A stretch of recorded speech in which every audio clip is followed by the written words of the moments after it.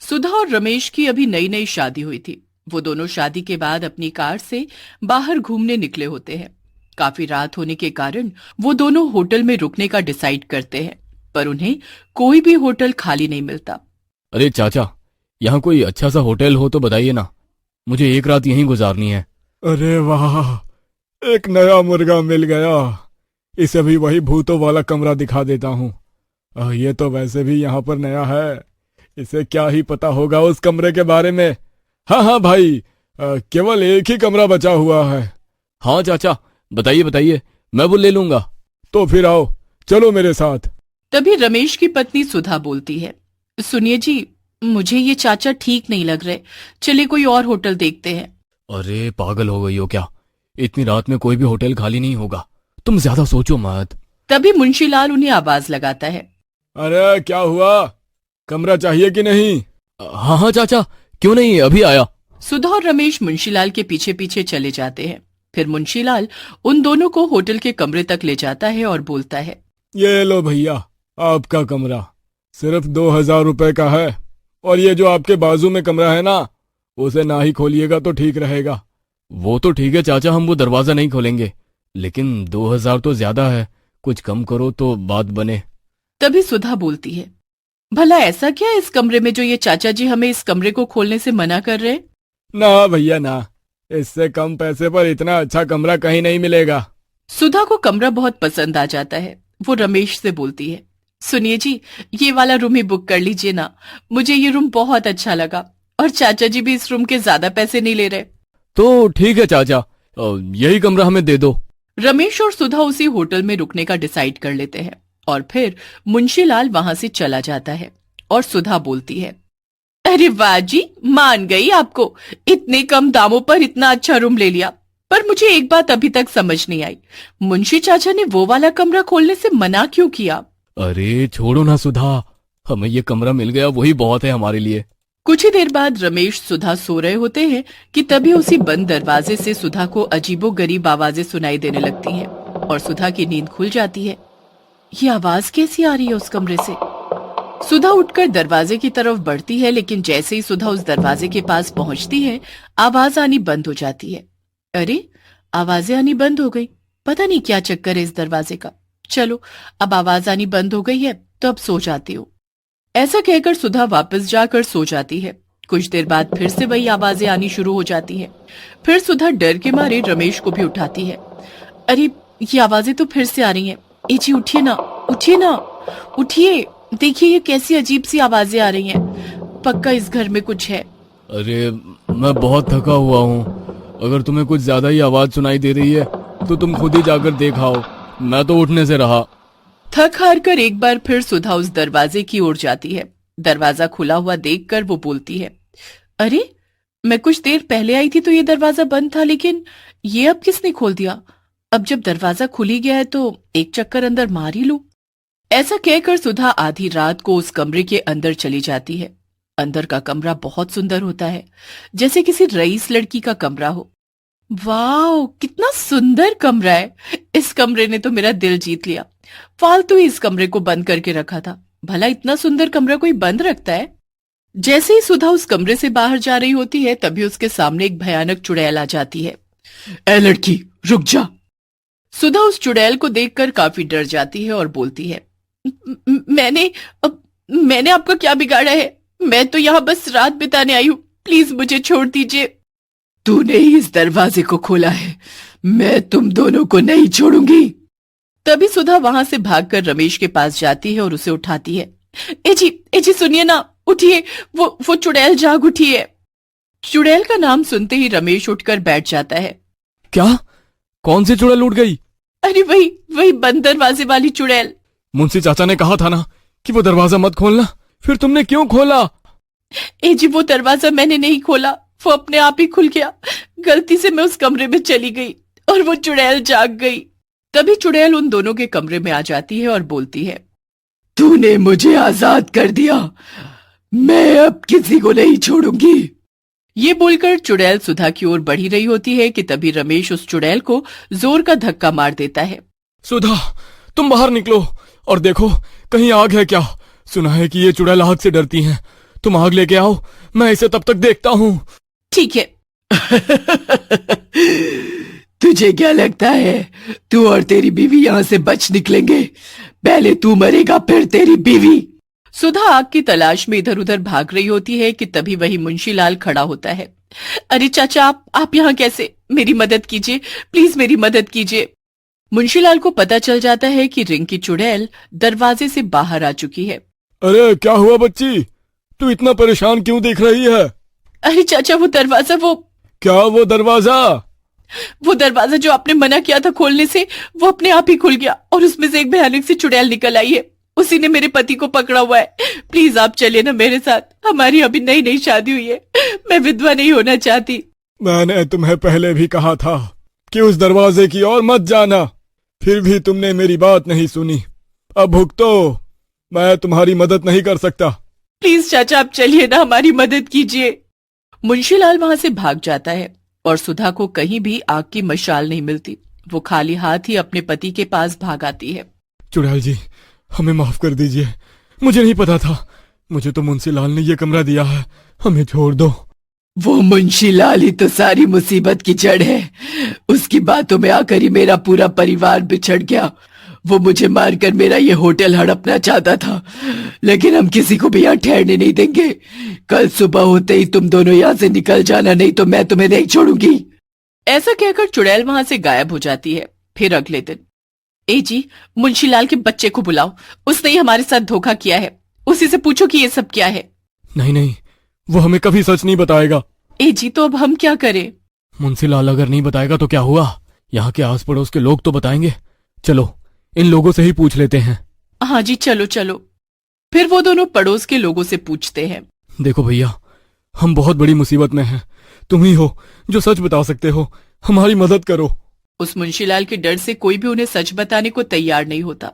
ठीक है, लेकिन मुंशीलाल को पता नहीं चलना चाहिए कि मैंने तुम्हें उस चुड़ैल के बारे में बताया है। फिर वो पड़ोस का आदमी रमेश और सुधा को चुड़ैल के बारे में सब बता देता है।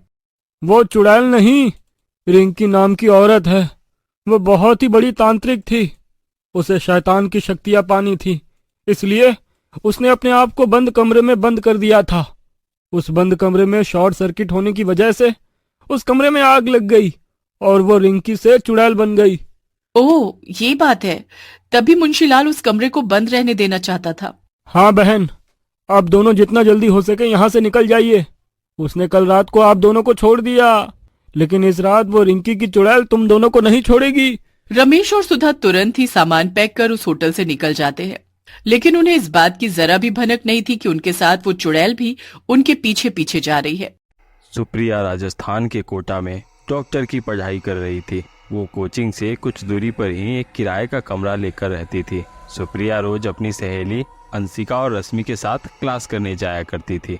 हमेशा की तरह अंशिका और रश्मि क्लास जाने के लिए रोड पर खड़ी होकर सुप्रिया का इंतजार कर रही थी, लेकिन सुप्रिया नहीं आई। सुप्रिया का रूम पास में ही था, इसलिए थोड़ी देर इंतजार करने के बाद वो दोनों उसके रूम पर चली गई। वहां जाने के बाद दोनों ने देखा सुप्रिया सो रही थी। अरे क्या हुआ मैडम, क्लास नहीं जाना क्या? हम दोनों कब से तेरा इंतजार कर रहे थे। नहीं यार, आज क्लास नहीं जाऊंगी, मेरी तबीयत ठीक नहीं लग रही है। क्यों, क्या हुआ? तुमने दवाई ली? हाँ दवाई तो ले ली, बस फीवर है, जल्दी ही ठीक हो जाऊंगी, तुम लोग टेंशन मत लो। ठीक है सुप्रिया, हम दोनों क्लास जा रहे हैं, तुम रेस्ट करो और अपना ध्यान रखना, हम जल्दी मिलने आएंगे। इतना बोलकर रश्मि और अंशिका दोनों वहां से क्लास करने चली गई और सुप्रिया अपने रूम में ही रेस्ट करने लगी। अगले दिन क्लास की छुट्टी थी, इसलिए दोनों वापस सुप्रिया के रूम पर उससे मिलने आती है। जैसे ही वो दोनों उसके कमरे में जाती है तो कमरे का नज़ारा देखकर रश्मि और अंशिका एकदम घबरा जाती है। उन दोनों को अपनी आंखों पर विश्वास नहीं हो रहा था। किसी ने चाकू घोंपकर सुप्रिया का मर्डर कर दिया था। वो अब इस दुनिया से जा चुकी थी। ये देखकर दोनों जोर जोर से रोने लगती है। थोड़ी देर में पुलिस आकर पूछताछ करती है, लेकिन काफी मशक्कत के बाद भी खूनी का पता नहीं चल पाता। दोनों को समझ नहीं आ रहा था कि आखिर एक ही रात में अचानक उसके साथ ये सब कैसे हो गया। दोनों सदमे में थी, क्योंकि उनकी सबसे प्यारी दोस्त अब इस दुनिया में नहीं थी। सुप्रिया की मौत के बाद उसकी आत्मा उस कमरे में भटकने लगी। रोज रात को उस कमरे से चीख पुकार सुनाई देती थी। आसपास के लोगों में भी डर का माहौल था। अब कोई भी उस कमरे में नहीं रहना चाहता था, इसलिए मकान मालिक एक अनजान पति पत्नी को वो कमरा बेचकर वहां से चला जाता है। उन दोनों को सुप्रिया के भूत वाली बात पता नहीं थी। कमरा भी सस्ता मिल रहा था, इसलिए डिम्पल और गौरव जो कि पति पत्नी थे वो दोनों कमरा खरीदकर उसमें रहने लगते हैं। एक दिन डिम्पल और गौरव रात को सो रहे थे, तभी डिम्पल को किचन से किसी के जोर जोर से रोने की आवाज सुनाई देती है। आवाज सुनकर डिम्पल की नींद खुल जाती है। इतनी रात को रोने की आवाज कहाँ से आ रही है? जैसे ही वो किचन में देखने जाती है, अचानक आवाज बंद हो जाती है। उसके बाद वो काफी डर जाती है। फिर जैसे ही वो किचन से वापस अपने कमरे में सोने आती है, तब वो देखती है एक लड़की उसकी जगह पर सो रही थी और उसके पेट में चाकू घोंपा हुआ था। भूत भूत भूत, गौरव उठो। उसकी बात सुनकर गौरव झट से उठ जाता है। क्या हुआ डिम्पल, क्यों चिल्ला रही हो? गौरव जैसे ही उठता है वो लड़की गायब हो जाती है। कहाँ चले गए भूत? मैंने अभी उसे कमरे में देखा था। डिम्पल सारी बात गौरव को बता देती है, लेकिन गौरव उसकी बातों पर यकीन नहीं करता है और उसे डांट कर सुला देता है। अगले दिन गौरव ऑफिस चला जाता है। शाम को ऑफिस से आते वक्त एक पड़ोसी से उसे सुप्रिया के बारे में पता चलता है, कैसे उसकी हत्या हुई थी और उसके मरने के बाद उसकी आत्मा इस घर में भटक रही थी। मतलब डिम्पल रात को सच बोल रही थी। यहाँ रहना खतरे से खाली नहीं है। मैं अभी डिम्पल के साथ ये घर छोड़कर चला जाता हूँ। इतना सोचते हुए गौरव जैसे ही अपने घर में जाता है, तब डिम्पल को देखकर डर जाता है। डिम्पल की आंखें लाल हो गई थी और पूरा शरीर नीला पड़ गया था। डिम्पल के शरीर में सुप्रिया की आत्मा आ चुकी थी। ये सब देखकर गौरव घबरा जाता है। तुम कौन हो? मेरी पत्नी के शरीर में क्या कर रही हो? मैं तुम्हारे आगे हाथ जोड़ता हूँ, हमें यहाँ से जाने दो। मुझे पता नहीं था कि इस घर में किसी की आत्मा रहती है। पहले पता होता तो हम यहाँ कभी नहीं आते। मैं सुप्रिया हूँ। मेरी आत्मा इस घर में कैद होकर रह गई है। मुझे अभी तक मुक्ति नहीं मिली। इसी घर में मेरी हत्या हुई थी। जब तक मैं अपनी खूनी को सजा नहीं दिलवा दूं, तब तक मुझे मुक्ति नहीं मिलने वाली। इसलिए मैं तुम्हारी पत्नी के शरीर में आई हूँ। मैं तुम्हारी पत्नी को कोई नुकसान नहीं पहुँचाऊंगी। बस तुम्हें इस काम में मेरा साथ देना पड़ेगा। जब तक मेरा मकसद पूरा नहीं होगा, मैं तुम्हारी पत्नी के शरीर में ही रहूंगी। मैं कैसे तुम्हारी मदद कर सकता हूँ? मेरी दोस्त अंशिका और रश्मि तुम्हें इस काम में मदद करेगी। उसके बाद सुप्रिया की आत्मा गौरव को अंशिका और रश्मि का पता देती है। गौरव दोनों से मिलकर उसे सारी बात बता देता है। सुप्रिया के मरने के बाद पहली बार अंशिका और रश्मि उसके रूम पर गई थी। डिम्पल के रूप में दोनों अपनी दोस्त सुप्रिया को देखकर भावुक हो जाती है। पहले तो थोड़ी देर तक दोनों रोती रहती है। उसके बाद खुद को संभालते हुए अंशिका ने सुप्रिया की आत्मा से पूछा, सुप्रिया, तुम्हारी ये हालत किसने की? हमें नाम बताओ, हम उसे सजा दिलवाएंगे। सुप्रिया भी उन दोनों को सारी बात बताने लगती है। उस रात सूरज मेरे रूम में आया था। वो मुझसे जबरन शादी करना चाहता था, लेकिन मैंने उसे शादी के लिए इनकार कर दिया। उसके बाद उसने मेरे ऊपर हाथ उठाया। हम दोनों के बीच काफी लड़ाई हुई और उसके बाद उसने गुस्से में चाकू घोंपकर मेरी हत्या कर दी। अब जब तक मैं उसे सजा न दे दूं, तब तक मेरी आत्मा को शांति नहीं मिलेगी। हम उसे जरूर सजा दिलाएंगे। वो खुद अपने मुंह से अपना अपराध कबूल करेगा। सूरज से सच कबूल करवाने के लिए रश्मि और अंशिका ने मिलकर एक प्लान बनाया। सुप्रिया के बर्थडे का दिन नजदीक ही था, इसलिए उसकी याद में उन्होंने एक छोटी सी बर्थडे पार्टी की झूठी खबर देकर सूरज से आने को कहा, ताकि उससे सच्चाई उगलवा सके। लेकिन सूरज आने से मना कर देता है। क्या है, तुम दोनों उस घर में किस बात की पार्टी करने वाली हो? अरे, सुप्रिया की याद में उसके जन्मदिन के दिन एक छोटी सी पार्टी रखी है। कुछ गिफ्ट गरीबों में भी दान करूंगी, जिससे उसकी आत्मा को शांति मिले। तुम तो उससे प्यार करते थे, क्या तुम नहीं चाहते कि उसकी आत्मा को शांति मिले? सूरज ने सोचा, अगर नहीं जाऊंगा तो मुझ पर किसी को भी शक हो सकता है, इसलिए वो आने के लिए तैयार हो जाता है। शाम का समय था। सूरज के आते ही सभी कमरे में छुप जाते हैं। डरते डरते सूरज रूम में जाता है। जाते ही उसने देखा कमरे में अंधेरा था। ये देखकर वो और भी सहम जाता है। उसे ऐसा लग रहा था जैसे यहाँ आकर उसने कोई गलती कर दी। कमाल है, मुझे बुलाकर खुद सब गायब है। इतना बोलकर वो कमरे में आगे बढ़ता है। घर में कदम रखते ही सुप्रिया की आत्मा उसे परेशान करने लगती है। दरवाजा बंद हो जाता है और सूरज के पीछे सुप्रिया की आत्मा आकर उसे पुकारने लगती है। सूरज, मैं यहाँ हूँ, आओ। सूरज जैसे ही पीछे मुड़ता है वो गायब हो जाती है। ये देखकर अब सूरज को और ज्यादा डर लगने लगता है। धीरे धीरे वो कमरे में आगे की तरफ बढ़ने लगता है और सबको पुकारने लगता है, अंशिका, रश्मि, तुम सब कहाँ हो? तभी आगे से सुप्रिया की आत्मा उसके सामने आ जाती है। उसे देखकर वो पूरी तरह डर जाता है। सुप्रिया, तुम जिंदा हो? मैंने तो तुम्हें मार दिया था। हाँ, मुझे तो मार दिया, लेकिन अब तुम भी जिंदा नहीं बचोगे। बचाओ, कोई है, बचाओ, भूत भूत। सुप्रिया की आत्मा आगे बढ़कर उसे मारने वाली थी। तभी अंशिका और रश्मि वहां आ जाती है और उसे रोक लेती है। सुप्रिया, तुम इसे छोड़ दो, तुम कुछ मत करो, इसे कानून सजा देगी। तुम सब मिलकर मेरे साथ ये खेल खेल रही हो? हाँ बिल्कुल, हमें सुप्रिया की आत्मा ने सब बता दिया है। बस सच तुम्हारे मुंह से सुनना था, ताकि तुम्हारे खिलाफ सबूत हम पुलिस को भी दे सके। इतना सुनते ही सूरज वहां से भागने की कोशिश करता है, लेकिन पुलिस वहां आ जाती है। उसके बाद पुलिस सूरज को पकड़कर ले जाती है और जेल में बंद कर देती है। अब मेरे जाने का समय हो गया है, तुम सबके कारण अब मैं मुक्त हो गई। इतना बोलकर सुप्रिया की आत्मा वहां से गायब हो जाती है।